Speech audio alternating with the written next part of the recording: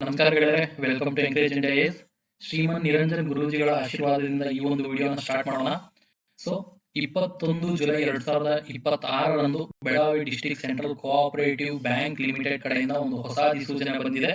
So ಈ ಒಂದು ಅಧಿಸೂಚನೆಯ ಬಗ್ಗೆ ಕಂಪ್ಲೀಟ್ ಡೀಟೇಲ್ಸ್ ಕೊಡ್ತಾ ಹೋಗ್ತೀನಿ. ಇದರಲ್ಲಿ ಸುಮಾರು 104 ಪೋಸ್ಟ್ಗಳಿಗೆ ಒಂದು ಹೊಸ ಅಧಿಸೂಚನೆ ಆಗ್ತಾ ಹೋಗ್ತಿದೆ. ಸೊ ಇದರಲ್ಲಿ ನಿಮಗೆ ಸೆಕೆಂಡ್ ಡಿವಿಷನ್ ಅಸಿಸ್ಟೆಂಟ್ ಆಗಿರ್ಬೋದು, ಪಿಯೋನ್ ಆಗಿರ್ಬೋದು, ಗನ್ಮ್ಯಾನ್ ಆಗಿರ್ಬೋದು, ಈ ತರಹದ 3 ವಿಧವಾದ ಹುದ್ದೆಗಳು, ಸುಮಾರು 104 ಹುದ್ದೆಗಳಿಗೆ ಈ ಒಂದು ನೇಮಕಾತಿ ಆಗುತ್ತಿದೆ. ಸೊ ಈ ಒಂದು ನೇಮಕಾತಿಗೆ ನೀವು ಅರ್ಜಿ ಸಲ್ಲಿಸುವುದಕ್ಕೆ ಪ್ರಾರಂಭಿಕ ದಿನ ಅಂತ ಹೇಳಿದ್ರೆ ನಾಳೆ 27 ಜುಲೈ 2026ರಿಂದ 27 ಆಗಸ್ಟ್ ನವರೆಗೆ ನೀವು ಈ ಒಂದು ನೋಟಿಫಿಕೇಶನ್ಗೆ ಅಪ್ಲಿಕೇಶನ್ ಹಾಕಬಹುದು. ಸೊ ಇನ್ ಡೀಟೇಲ್ಸ್ ನೋಡ್ತಾ ಹೋಗೋಣ. ನಿಮಗೆ ಇದರಲ್ಲಿ ದರ್ಜೆ ಗುಮಾಸ್ತರು ಅಂದ್ರೆ ಸೆಕೆಂಡ್ ಡಿವಿಷನ್ ಕ್ಲರ್ಕ್ ಸುಮಾರು 53,150ರಿಂದ 1,15,150ರವರೆಗೆ ಬೇಸಿಕ್ ಪೇ ಸ್ಕೇಲ್ ಇದೆ. ಇದರಲ್ಲಿ 83 ಪೋಸ್ಟ್ಗಳು ವೇಕೆಂಟ್ ಪೋಸ್ಟ್ಗಳಿಗೆ ಎಕ್ಸಾಮಿನೇಷನ್ ಇದೆ. ಸೊ 83 ಪೋಸ್ಟ್ಗಳು ವೇಕೆಂಟ್ ಪೋಸ್ಟ್ಗಳು ಇದರಲ್ಲಿ ಬರಲಿದೆ. SC ಅವರಿಗೆ 12, ST ಗೆ 3, ಮತ್ತೆ ನಿಮಗೆ ಕ್ಯಾಟಗರಿ 1 ಗೆ 4, ಪ್ರವರ್ಗ 2A ಗೆ 12, 2B ಗೆ 3, 3A ಗೆ 3, 3B ಗೆ 4, ಮತ್ತೆ ಜನರಲ್ ಕ್ಯಾಂಡಿಡೇಟ್ಸ್ 42 ಪೋಸ್ಟ್ಗಳು ನಿಮಗೆ ವೇಕೆಂಟ್ ಪೋಸ್ಟ್ಗಳು ಈ ಒಂದು ನೋಟಿಫಿಕೇಶನ್ ಅಲ್ಲಿ ಬರಲಿದೆ. ಸೊ ಇದಕ್ಕೆ ಯಾರೆಲ್ಲ ಎಲಿಜಿಬಲ್ ಇದ್ದಾರೆ? ಎಜುಕೇಶನ್ ಕ್ವಾಲಿಫಿಕೇಶನ್ ಅಂದ್ರೆ BA, BSc, BCom. So general degree ಮಾಡಿರೋರು ಎಲ್ಲರೂ ಎಲಿಜಿಬಲ್ ಇದ್ದೀರಾ. BA ಆಗಿರ್ಬೋದು, BSc ಆಗಿರ್ಬೋದು, BCom ಯಾವುದೇ ಒಂದು ಡಿಗ್ರಿ ಮಾಡಿದಲ್ಲಿ ನೀವು ಎಲಿಜಿಬಲ್ ಇದ್ದೀರಾ. ಮತ್ತೆ ಗನ್ಮ್ಯಾನ್ಗೆ ಒಂದು ಪೋಸ್ಟ್ ಮಾತ್ರ ಕಾಲ್ಫಾರ್ಮ್ ಮಾಡಿದ್ದಾರೆ. ಇದಕ್ಕೆ ಎಕ್ಸ್ ಸರ್ವಿಸ್ ಮ್ಯಾನ್ ಅಪ್ ಮಾಡಬಹುದು. 47,650ರಿಂದ 1,05,650 ರೂಗಳು ನಿಮಗೆ ಇಲ್ಲಿ ಬೇಸಿಕ್ ಪೇ ಆಗಿರುತ್ತದೆ. ಇದಕ್ಕೆ ಎಲಿಜಿಬಿಲಿಟಿ SSLC ಆಗಿದ್ರೆ ಸಾಕು, ಹಾಗೂ ಎಕ್ಸ್ ಸರ್ವಿಸ್ ಮ್ಯಾನ್ ಆಗಿ ವ್ಯಾಲಿಡ್ ಆರ್ಮ್ಸ್ ಲೈಸೆನ್ಸ್ ಹೊಂದಿರಬೇಕು.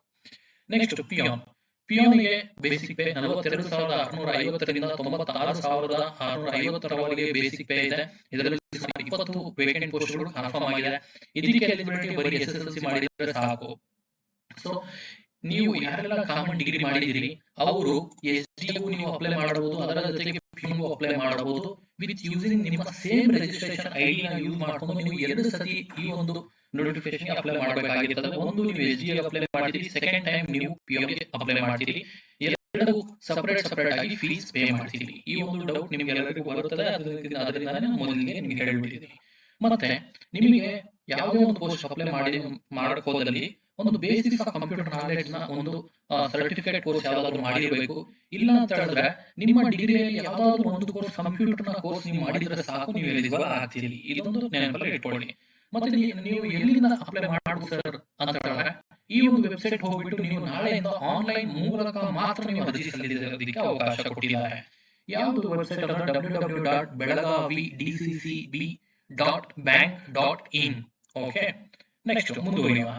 ಒಂದಕ್ಕಿಂತ ಹೆಚ್ಚಿನ ಹುದ್ದೆಗಳಿಗೆ ಅರ್ಜಿಯನ್ನು ಸಲ್ಲಿಸಲು ಇಚ್ಛಿಸಿದಲ್ಲಿ, ಅದೇ ನಾನು ನಿಮ್ಗೆ ಹೇಳೋಣಲ್ಲ, ಯಾರು BCom, BA, BSc ಮಾಡಿದಿರಿ ಅವರು ನೀವು 2 ಪೋಸ್ಟ್ಗಳು ಅಪ್ಲೈ ಮಾಡಬಹುದು, ಪಿಯೋನ್ ಹಾಗೂ SDAಗೆ. ಇದಕ್ಕೆ ಸಪರೇಟ್ ಆಗಿ ನೀವು ಸೇಮ್ ರಿಜಿಸ್ಟ್ರೇಷನ್ ಐಡಿ ಯೂಸ್ ಮಾಡ್ಕೊಂಡು ಅಪ್ಲೈ ಮಾಡಬೇಕು. ಆನ್ಲೈನ್ ಮೂಲಕ ಮಾತ್ರ ನೀವು ಅರ್ಜಿ ಅಪ್ಲೈ ಮಾಡಕ್ಕೆ ಸಾಧ್ಯ ಆಗ್ತದೆ. ಮತ್ತೆ ಫೀಸ್ SC, ST ಮತ್ತೆ ಕ್ಯಾಟಗರಿ 1 ಗೆ 500 ರೂಪಾಯಿ, ಮತ್ತೆ ಉಳಿದ ಎಲ್ಲಾ ವರ್ಗದವರಿಗೂ 1000 ರೂಪಾಯಿ ಫೀಸ್ ಆಗಿರುತ್ತದೆ.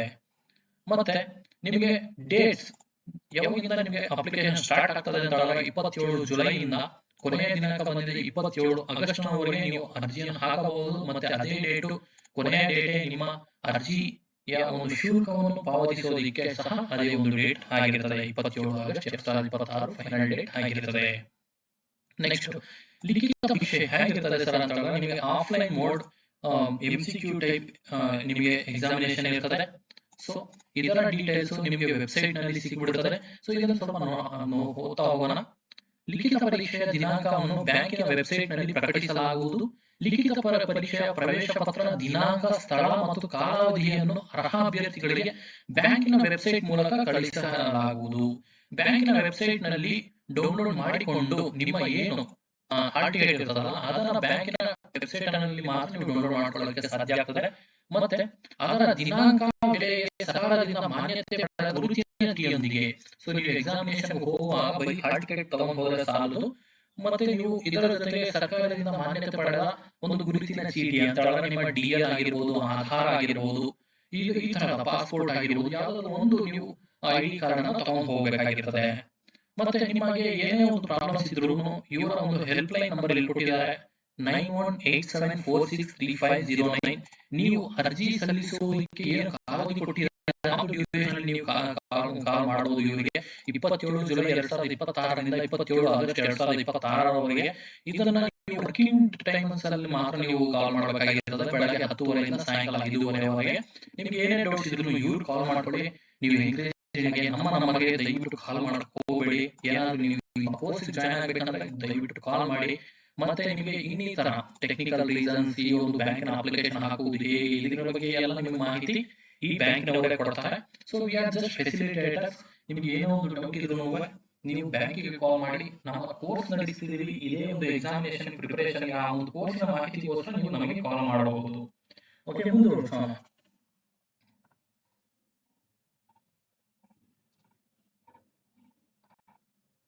ಮತ್ತೆ ವಯೋಮಿತಿ, ನಿಮಗೆ ಏಜ್ ಲಿಮಿಟ್ ಎಷ್ಟಿದೆ ಅಂತ. ಮಿನಿಮಮ್ 18 ವರ್ಷ. ಯಾವುದೇ ಒಂದು ಪೋಸ್ಟ್ ನೀವು ಅಪ್ಲೈ ಮಾಡಬೇಕಂತ ಹೇಳಿದ್ರು 18 ವರ್ಷ ನಿಮಗೆ ಮಿನಿಮಮ್ ಏಜ್ ಆಗಿರಬೇಕು. ಜನರಲ್ ಕ್ಯಾಟಗರಿಯವರಿಗೆ 35 ವರ್ಷ ಮ್ಯಾಕ್ಸಿಮಮ್ ಏಜ್ ಲಿಮಿಟ್ ಕೊಟ್ಟಿದ್ದಾರೆ. ಮತ್ತೆ OBC 2A 2B 3A 3B ನವರಿಗೆ 38 ವರ್ಷಗಳ ಕಾಲ. ಮತ್ತೆ SC ST ಕ್ಯಾಟಗರಿ 1 ನವರಿಗೆ 40 ವರ್ಷಗಳ ಕಾಲ ಅಷ್ಟೊಂದು ನಿಮಗೆ ಗರಿಷ್ಠ ಏಜ್ ಲಿಮಿಟ್ ಕೊಟ್ಟಿದ್ದಾರೆ. ಅಂದ್ರೆ ಮ್ಯಾಕ್ಸಿಮಮ್ ಏಜ್ ಲಿಮಿಟ್ ಇಷ್ಟೊಂದು ಆಗಿರಬೇಕು. ಮತ್ತೆ ಶೈಕ್ಷಣಿಕ ವಿದ್ಯಾರ್ಹತೆ ನಾನು ನಿಮ್ಗೆ ಆಲ್ರೆಡಿ ಹೇಳಿದ್ದೀನಿ. ನೀವು SDA ಅಪ್ಲೈ ಮಾಡಬೇಕಂದ್ರೆ BA BSc ಅಥವಾ BCom ಯಾವುದೇ ಒಂದು ಡಿಗ್ರಿ ಮಾಡಿರಬೇಕು. ಮತ್ತೆ PO ಅಪ್ಲೈ ಮಾಡಬೇಕಂದ್ರೆ SSLC ಮಾಡಿದ್ರೆ ಸಾಕು. ಮತ್ತೆ ಗನ್ಮ್ಯಾನ್ ಸಹ SSLC ಜೊತೆಗೆ ಎಕ್ಸ್ ಸರ್ವಿಸ್ ಮ್ಯಾನ್ ಆಗಿರಬೇಕು. ಮತ್ತೆ ನಿಮಗೆ ಆಯ್ಕೆ ವಿಧಾನ ಹೇಗಿರ್ತದೆ, ಎಕ್ಸಾಮಿನೇಷನ್ ಹೇಗಿರ್ತದೆ ಅಂತ ಹೇಳಿದ್ರೆ ನಿಮಗೆ ಆಫ್ಲೈನ್ ಮೋಡಲ್ ಎಕ್ಸಾಮ್ ಇರ್ತದೆ. OMR ಟೈಪ್ ಅಲ್ಲಿ ನಿಮಗೆ ಎಕ್ಸಾಮ್ ಇರ್ತದೆ. OMR ಅಂತ ಹೇಳಿದ್ರೆ ಏನು ಕ್ವಶನ್ ಕೊಟ್ಟಿರ್ತಾರೆ, ಅದಕ್ಕೆ ಒಂದು 4 ಆಪ್ಷನ್ ಕೊಟ್ಟಿರ್ತಾರೆ. ಅದರಲ್ಲಿ ಯಾವ್ದಾದ್ರು ಒಂದು ಆಪ್ಷನ್ ಬೌಲಿಂಗ್ ಮಾಡಬೇಕು. ಈ ತರದ ಎಕ್ಸಾಮಿನೇಷನ್ ಇರ್ತದೆ. ಸೊ ಡಿಗ್ರಿ ಬೇಸಿಸ್ ಮೇಲೆ ಯಾರಿಗೆಲ್ಲ ಅಪ್ಲೈ ಮಾಡ್ತೀರಿ ನೀವು ಅಂದ್ರೆ SDA ಅವರಿಗೆ 200 ಮಾರ್ಕ್ಗಳಿಗೆ ನಿಮಗೆ ಅಂಕಗಳಿಗೆ ಎಕ್ಸಾಮಿನೇಷನ್ ಆಗ್ತದೆ. ಇದರಲ್ಲಿ 50 ಮಾರ್ಕ್ಗಳು ಕನ್ನಡ ಭಾಷೆಗೆ ಇರ್ತದೆ. ಮತ್ತೆ 50 ಮಾರ್ಕ್ಗಳು ನಿಮ್ಮ ಸಹಕಾರ ಸಂಘಗಳಿಗೆ. ಈ ಒಂದು ಎಕ್ಸಾಮಿನೇಷನ್ ಕೋಆಪರೇಟಿವ್ ಡಿಪಾರ್ಟ್ಮೆಂಟ್ ಕಡೆಯಿಂದ ಬರುವುದರಿಂದ 50 ಅಂಕಗಳು ಸಹಕಾರ ವಿಷಯಗಳಿಗೆ ಕೊಟ್ಟಿರ್ತಾರೆ. ಮತ್ತೆ ಇಂಗ್ಲಿಷ್ 25 ಮಾರ್ಕ್ಸ್, ಮತ್ತೆ ಸಾಮಾನ್ಯ ಜ್ಞಾನಕ್ಕೆ 25 ಮಾರ್ಕ್ಸ್, ಮತ್ತೆ ಭಾರತದ ಸಂವಿಧಾನ ಅಂದ್ರೆ 25 ಮಾರ್ಕ್ಸ್, ಮತ್ತೆ ಬ್ಯಾಂಕಿನ ಕಾರ್ಯಚಟುವಟಿಕೆ 25 ಮಾರ್ಕ್ಸ್ ನಿಮಗೆ ಕೊಟ್ಟಿರ್ತಾರೆ. ಸೊ ಟೋಟಲ್ 200 ಮಾರ್ಕ್ಸ್ ನಿಮಗೆ ಎಕ್ಸಾಮ್ ಆಗ್ತದೆ. ಮತ್ತೆ ನೀವು ಯಾರು ಸಿಪಾಯಿ ಹಾಗೂ ಗನ್ಮ್ಯಾನ್ಗೆ ಅಪ್ಲೈ ಮಾಡಕ್ ಹೋಗ್ತೀರಿ, ಗನ್ಮ್ಯಾನ್ ಹಾಗೆ ನೀವು ಅಪ್ಲೈ ಮಾಡಕ್ ಹೋಗ್ತಿದ್ದೀರಿ, ಅವರಿಗೆ ಬರೀ 100 ಅಂಕಗಳಿಗೆ ಮಾತ್ರ ಎಕ್ಸಾಮಿನೇಷನ್ ಆಗ್ತದೆ. ಸಿಪಾಯಿ ಮತ್ತು ಗನ್ಮ್ಯಾನ್ ಹುದ್ದೆಗಳಿಗೆ ಇದರಲ್ಲಿ 50 ಮಾರ್ಕ್ಸ್ ನಿಮ್ಮ ಭಾಷೆಗೆ ಇರ್ತದೆ. ಮತ್ತೆ 50 ಮಾರ್ಕ್ಸ್ ನಿಮಗೆ ಜನರಲ್ ನಾಲೆಡ್ಜ್ಗೆ ಇರುತ್ತದೆ. ಓಕೆ, ಸೊ 200 ಮಾರ್ಕ್ಸ್ಗಳು ಯಾರಿಗಿರ್ತದೆ ಅಂತ ಹೇಳಿದ್ರೆ ನಿಮ್ಮ SDA ಹಾಗೂ PON ಹುದ್ದೆಗಳಿಗೆ 200 ಮಾರ್ಕ್ಸ್ ಎಕ್ಸಾಮಿನೇಷನ್ ನಡೆಸ್ತಾರೆ. ಸೊ PON ಅಂಡ್ SDA ಗೆ ಮತ್ತೆ ಗನ್ಮ್ಯಾನ್ಗೆ ಮಾತ್ರ 100 ಮಾರ್ಕ್ಸ್ಗಳಿಗೆ ಎಕ್ಸಾಮಿನೇಷನ್ ನಡೆಸ್ಕೊಡ್ತಾರೆ. ಸೊ ರಿಟರ್ನ್ ಎಕ್ಸಾಮಿನೇಷನ್ ನಲ್ಲಿ ಗಳಿಸಿರುವ ಸಮಯ 85% ನಿಮಗೆ ಅಡ್ಜಸ್ಟ್ ಮಾಡ್ತಾರೆ. 85%ಗೆ ಅಡ್ಜಸ್ಟ್ ಮಾಡ್ತಾರೆ. ಮತ್ತೆ ಇನ್ನು ಉಳಿದಿರುವ 15%ಗೆ ನಿಮಗೆ ಇಂಟರ್ವ್ಯೂ ಇರುತ್ತೆ. ಸೊ ಇಂಟರ್ವ್ಯೂಗೆ ಕಾಂಪಿಟೇಟಿವ್ ಎಕ್ಸಾಮಿನೇಷನ್ ಅಲ್ಲಿ 1:5 ಒಂದು ಹುದ್ದೆಗೆ ಟಾಪ್ 5 ಮೆಂಬರ್ಸ್ ನ ಸೆಲೆಕ್ಟ್ ಮಾಡಿ 1:5 ರಲ್ಲಿ ನಿಮಗೆ ಇಂಟರ್ವ್ಯೂಗೆ ಕಾಲ್ ಮಾಡ್ತಾರೆ. ಸೊ ಇಂಟರ್ವ್ಯೂ ಆದ ಮೇಲೆ ಇದರಲ್ಲಿ ಹೆಚ್ಚಿನ ಮಾರ್ಕ್ಸ್ ಯಾರು ಗಳಿಸಿರ್ತಾರೆ, ರಿಟರ್ನ್ ಎಕ್ಸಾಮಿನೇಷನ್ ಸೇರಿಸಿ ಯಾರು ಹೆಚ್ಚಿನ ಮಾರ್ಕ್ಸ್ ಗಳಿಸಿರ್ತಾರೆ ಅವರಿಗೆ ಈ ಒಂದು ಅಪಾಯಿಂಟ್ಮೆಂಟ್ ಸಿಗ್ತದೆ. ಓಕೆ, ಇಷ್ಟೊಂದೆಲ್ಲ ಮಾಹಿತಿ ಇದರಲ್ಲಿ ಕೊಟ್ಟಿದ್ದಾರೆ. ಸೊ ಅಪ್ಲೈ ಮಾಡೋದಕ್ಕೆ ನೀವು ಆನ್ಲೈನ್ ಮೂಲಕ ಈ ಒಂದು ವೆಬ್ಸೈಟ್ ಹೋಗ್ಬಿಟ್ಟು ನೀವು ಅಪ್ಲೈ ಮಾಡಬೇಕು. ಮತ್ತೆ ನಿಮಗೆ ಏನೇ ಇನ್ನಿತರ ಡೌಟ್ ಇದ್ರೆ ರಿಲೇಟೆಡ್ ಟು ಈ ಒಂದು ಎಕ್ಸಾಮಿನೇಷನ್ಗೆ ಪ್ರಿಪರೇಷನ್ ಸ್ಟ್ರಾಟಜಿ ಏನು ಮಾಡಬೇಕು, ಯಾವ್ದೆಲ್ಲ ಬುಕ್ಸ್ ಓದಬೇಕು, ಮತ್ತೆ ಈ ಎಕ್ಸಾಮಿನೇಷನ್ಗೆ ನಾವು ಒಂದು ಕ್ರ್ಯಾಶ್ ಕೋರ್ಸ್ ನಡೆಸಿದ್ದೀವಿ, ಅದರ ಬಗ್ಗೆ ನಿಮಗೆ ಮಾಹಿತಿ ಬೇಕಾದ್ರಲ್ಲೇ ನಮ್ಮ ಇನ್ಸ್ಟಿಟ್ಯೂಟ್ ನಂಬರ್ 9611621195 ಗೆ ಕಾಲ್ ಮಾಡಿ.